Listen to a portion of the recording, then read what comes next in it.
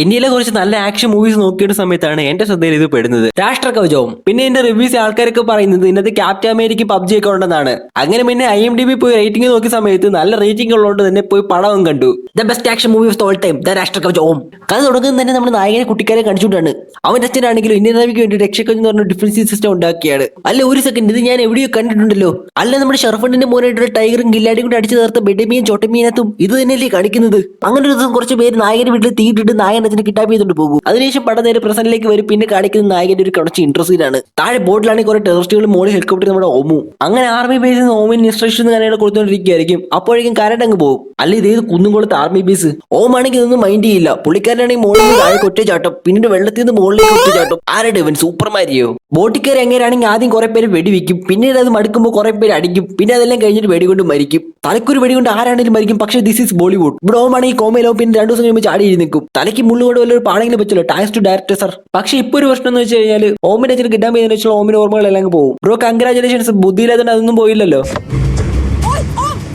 എന്തായാലും ഓമൻ ലാസ്റ്റ് ഓമൻ അച്ഛനെ കിഡ്നാപ്പ് ചെയ്യാനായാണ് തന്നെ ഇപ്പോൾ അച്ഛനെ കണ്ടുപിടിക്കാനായിട്ട് പുള്ളിക്ക് ഭയങ്കര ആഗ്രഹവും കാര്യങ്ങളൊക്കെ വരും. അപ്പോൾ തന്നെ ആർമിയാണെങ്കിൽ എന്തോ കോയിൻസിന് ഇവന്റെ അച്ഛന്റെ ലൊക്കേഷൻ കണ്ടുപിടിക്കും. കറണ്ട് കണക്ഷൻ പോലും ഇല്ലെന്നാണ് അവന്റെ അച്ഛന്റെ ലൊക്കേഷൻ ട്രാക്ക് ചെയ്തിരിക്കുന്നത്. അങ്ങനെ ഒരു കൊടൂര് ടീമുമായിട്ട് 100 കണക്കിന് ടെററിസ്റ്റ് 100 കണക്കിന് ക്രിമിനൽസ് ഉള്ള സ്ഥലത്തേക്ക് പോകും. ആ ഒരു കൊടൂര് ടീമാണ് തായി കാണുന്ന നടക്കാൻ പറ്റാത്ത വികലാംഗരായിട്ടുള്ള ഈ മനുഷ്യനും ബുദ്ധിയില്ലാത്തവനും ബുദ്ധിയില്ലാത്ത ഈ പെണ്ണും. ലൊക്കേഷനിൽ പോയിട്ട് ഫൈറ്റ് ചെയ്തുകൊണ്ട് എന്തൊക്കെ അവരാധങ്ങൾ കാണിക്കും.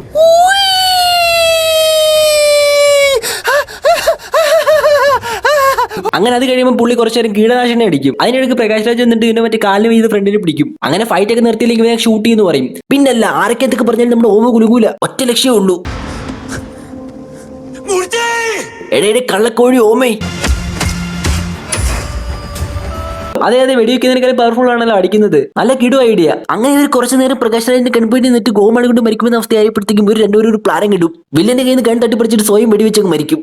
അതാവുമ്പോൾ ഓമൻ സ്വസ്ഥമായിട്ട് ഫൈറ്റ് ചെയ്യാലോ. ബ്രില്യന്റ് ഐഡിയ തന്നെ. എന്നാ പിന്നെ ഫസ്റ്റിലെ കണ്ണു വെച്ചാൽ വില്ലനെ ഷൂട്ട് ചെയ്ത പോരായിരുന്നു. എന്തായാലും ഫസ്റ്റ് അവനെ ഷൂട്ട് ചെയ്യുമ്പോൾ ഓമ ഉണ്ടായിരിക്കും. എന്നാ പെണ്ണിനെ ഷൂട്ട് ചെയ്യുമ്പോഴത്തേക്കും ഡേ മറ്റവനെ ഒന്ന് തിരിഞ്ഞെങ്കിലും നോക്കണേ. ഇതൊക്കെ കഴിഞ്ഞ് വില്ലണെങ്കിൽ ഹെലികോപ്റ്റർക്ക് രക്ഷപ്പെട്ട് നോക്കുമ്പോഴത്തേക്കും ഓമും ക്യാപ്റ്റൻ അമേരിക്കയാവും. അങ്ങനെ എങ്ങനെയൊക്കെയോ അവൻ പ്രകാശ് രാജിനെ പിടിക്കുകയും ചെയ്യും. അവസാനം അവൻ അച്ഛനെ കാണുകയും ചെയ്യും. അപ്പോഴാണ് നമുക്ക് ആ ടിസ്റ്റ് മനസ്സിലാവുന്നത്. കരകവചമാണെങ്കിൽ എന്തോ വലിയ വയസ്സിൽ ക്രിമിനൽസ് കൊടുക്കാൻ വേണ്ടിയിട്ട് അവർ അച്ഛൻ പ്ലാൻ ചെയ്ത ഒരു പ്ലാനിങ് ആയിരുന്നു ഇതെല്ലാം. അതായത് കിഡ്നാപ്പിംഗ് പോലും പുള്ളിയുടെ പ്ലാൻ ആയിരുന്നു. കറണ്ട് പോലും ഇല്ലാത്ത ആർമി ബേസിൽ കരകവചം കിട്ടിയിട്ട് കാര്യമൊന്നുമില്ല. അതുകൊണ്ട് തന്നെ ഞാൻ നിങ്ങളെ കുറ്റം പറയൂല്ലോ സാർ. Thank you sir. എന്തായാലും ഈ കരകവചം എന്താണെന്ന് കാണിച്ചു തരുമോ? പിന്നെന്താ. എന്തായാലും ആർമിനെ പറ്റിച്ച് കരകവചം വേറെ കൊടുക്കാൻ നോക്കി ഓമ തന്നെ അച്ഛനെ കൊല്ലും. പറയുന്ന കേട്ടതൊന്നും ഇതെന്താണ് വക്കാണ്ടിലെ ഷീൽഡ് ആണെന്ന്. ഈ ഉള്ള സാധനം എടുത്ത് ആർമിയുടെ അടുത്തേക്ക് പോയി കഴിഞ്ഞാൽ ആദ്യം അവർ ഇവനെ അടിക്കും. അതിനിടയ്ക്ക് വേറെ ടെസ്റ്റ് എന്താണെന്ന് വെച്ചാൽ നേരത്തെ യൂട്ടി സമയത്ത് ഇവിടെ എങ്ങനെയൊക്കെ സർവ് ചെയ്യും. മറ്റേയാണെങ്കിൽ മരിച്ചു. അങ്ങനെയൊന്നും മൈൻഡ് ചെയ്ത് നായകി പോയിട്ട് ഐഡന്റിറ്റീസ് കളിക്കും. പടം കഴിഞ്ഞു. വീഡിയോ ഇഷ്ടമായി നമ്മുടെ ചാനൽ ബാക്കി വീഡിയോസുള്ള ബെഡമേൻ ചൂടുമേ വർഷങ്ങൾക്ക് ശേഷം മരവിന് ഫോർ കേരള സ്റ്റോറി ആര്യൻ ടു കളിക്ക് ഭീമ ദ ഗോഡ്ലെ തുടങ്ങിയ വീഡിയോസും കാണാൻ മറക്കല്ലേ.